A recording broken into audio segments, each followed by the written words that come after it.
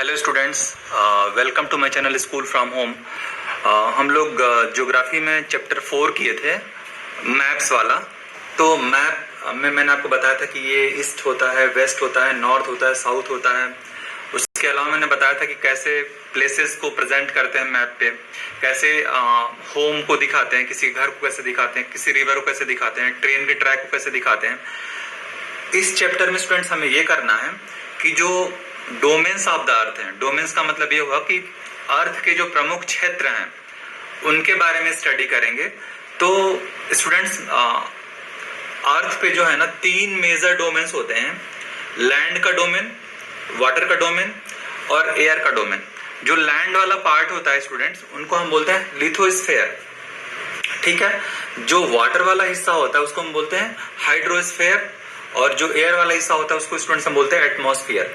लेकिन स्टूडेंट्स, अगर जो तीनों का जो मर्जिंग एरिया होता है, फॉर एग्जांपल अगर ये देखो, ये हमारा हाइड्रोस्फेयर है, ये लिथोस्फेयर है और ये हमारा एटमॉस्फेयर है, तो इसका जो ट्रांजिशन जोन होता है ना, उसको बच्चों बोलते हैं बायोस्फीयर, ठीक है ना।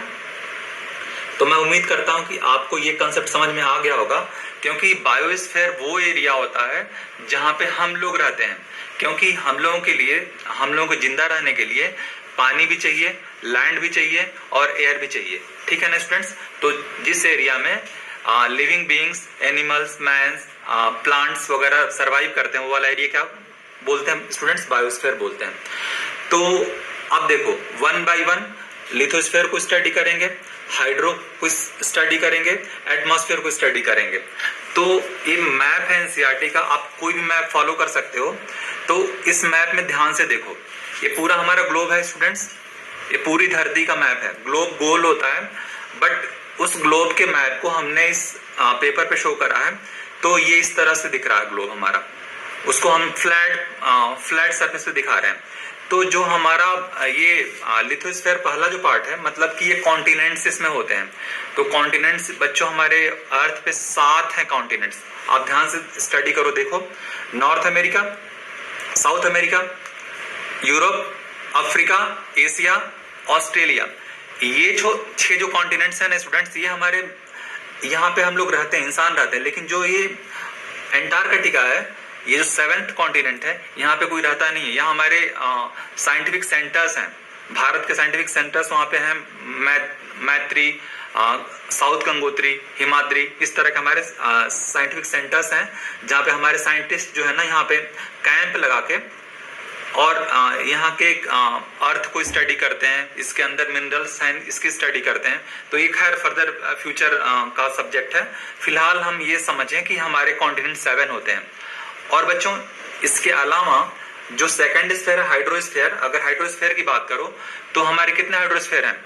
हाइड्रोस्फीयर के अंडर हम लोग क्या स्टडी करेंगे? ओशियंस की स्टडी करेंगे। तो कितने ओशियन है हमारे वर्ल्ड में बच्चों? 5 हैं।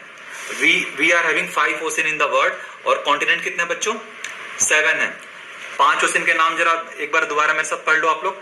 Pacific ocean, Atlantic ocean, Arctic ocean, Indian ocean, southern ocean, ठीक है ना। ये 5 ओशियन हमारे एग्जिस्ट करते हैं वर्ल्ड में। तो इसमें टिपिकल सा एक स्टेटमेंट है, name a country having name on the ocean, ठीक है ना। तो इंडियन ओशियन जो हमारा है ना, उसका नाम जो है इंडिया के नाम पे पड़ा है, क्योंकि हमारा एंशिएंट टाइम में इंडिया बहुत ही ग्लोरियस कंट्री था, सारी दुनिया के लोग यहाँ ट्रेड करने आते थे। तो इसलिए इस ओशियन का नाम जो हमारे ये यूरोप के ट्रेडर्स ने क्या रख दिया? इंडियन ओशियन, ठीक है। तो नेक्स्ट है हमारा एयर। एयर में हम एटमॉस्फेयर को स्टडी करेंगे। तो एटमॉस्फेयर में बच्चों हमारे मैं आपको एटमॉस्फेयर की लेयर्स के बारे में समझा देता हूं।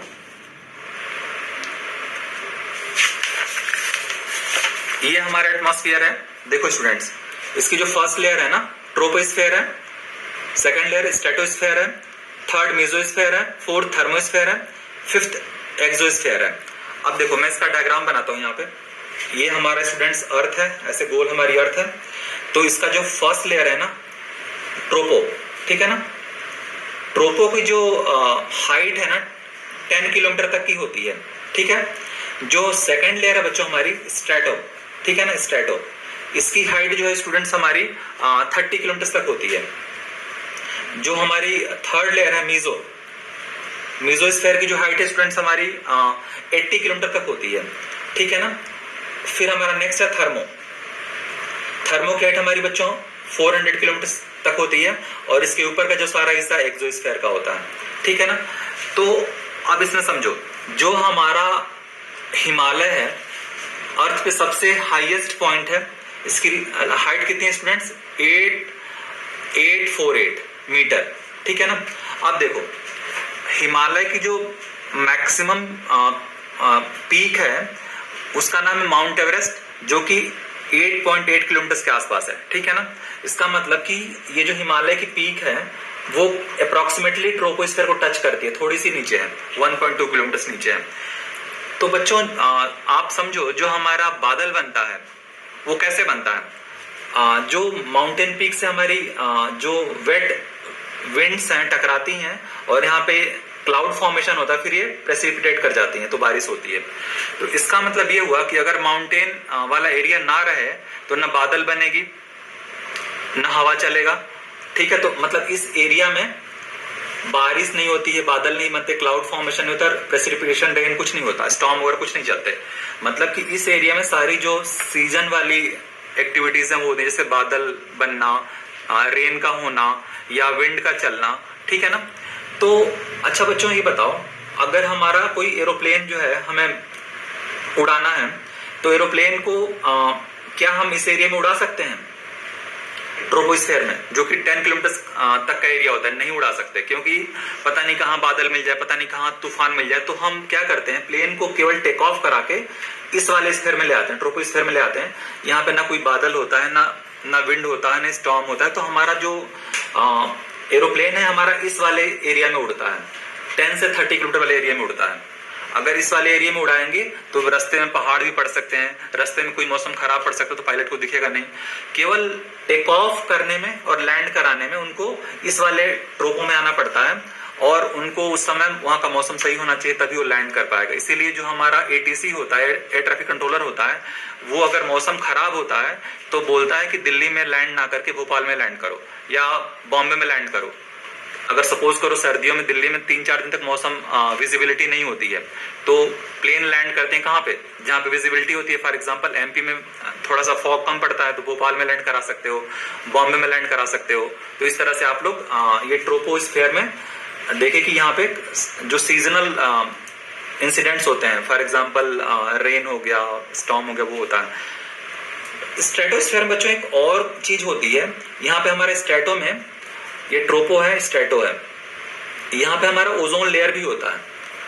अब बच्चों आप सोचो ओजोन लेयर क्या होता है? ओजोन का जो फार्मूला होता है O3 होता है, साइंस में मैं पढ़ाऊंगा आपको। तो ओजोन का जो लेयर होता है ना, वो जो सन से लाइट आती है उनमें कुछ डेंजरस लाइट्स भी होती हैं, उनको अल्ट्रावायलेट लाइट्स बोलते हैं, ठीक है ना। तो ये यहां से छन जाता है, मतलब कि अल्ट्रावायलेट रेज को ये जाने नहीं देता अर्थ पे। अगर ये अर्थ है तो अल्ट्रावायलेट रेज यहाँ पे आती नहीं है, तो अल्ट्रावायलेट रेज ह्यूमन बॉडी के लिए बहुत ही नुकसानदायक होती हैं। अभी आपने सुना होगा कि जितने भी ओजोन डिप्लीशन वाले एरियाज हैं जहां ओजोन में छेद हो चुका है, इस लॉकडाउन में वहां ओजोन जो है फिल हो गया है। लॉकडाउन ने एक अच्छा काम ये करा कि ओजोन लेयर को जो डिप्लीशन हो गया था उसको फिल कर दिया। अब कहीं भी हमारा ओजोन होल नहीं मिलेगा आपको पूरे वर्ल्ड में, ठीक है ना, अभी इस दौरान लास्ट 1 मंथ में। तो आई होप कि मैंने आपको लिथोस्फीयर समझा दिया, हाइड्रो समझा दिया, एटमॉस्फेयर समझा दिया, बायोस्फीयर समझा दिया। अब इसमें कुछ नहीं बच्चों, अब हम लोग आते हैं क्वेश्चन एंड आंसर्स पे। एनसीईआरटी क्वेश्चन एंड आंसर आप लोग पेज नंबर 37 पे देख सकते हो कि इसमें पहला क्वेश्चन है 4 मेजर डोमेन्स। मैंने बता दिया 4 मेजर डोमेन्स क्या होते हैं, 1 2 3 4, ठीक है। मेजर कॉन्टिनेंट मैंने बता दिया, 7 कॉन्टिनेंट कौन कौन से? तो बच्चों जल्दी जल्दी मेरे साथ बोलो। एशिया हो गया, यूरोप हो गया, अफ्रीका हो गया, नॉर्थ अमेरिका हो गया, साउथ अमेरिका हो गया, ऑस्ट्रेलिया हो गया, एंटार्कटिका हो गया। फिर क्या हो,